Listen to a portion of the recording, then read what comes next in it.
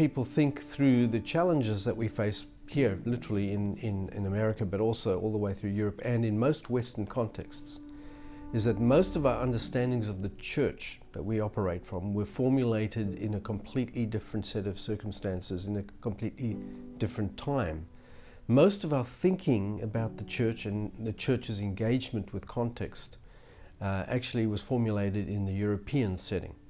And actually through history. So we've just celebrated 500 years of the Reformation. Most Protestants really have formulated their thinking about the church close to the 16th century, 17th, 18th, 19th century. So much of our denominations were derived from the late 19th century in this country. There have been a few 20th century ones, but mostly in previous decades and previous centuries. The problem is that we now find ourselves in a completely different set of circumstances.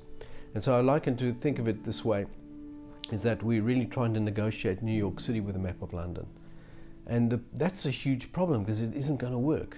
And so we have to learn to think differently about ourselves, and we have to reconceive how we related to our context and what our obligations are to Jesus and to the broader culture. The church has to take seriously that it is a messenger. It has received a message. It is a recipient of a message, and that gives an obligation of us to extend and pass on that message in a faithful way. The Bible started that many, many centuries ago, of course. And so the challenge is to learn to communicate in ways that our context understands.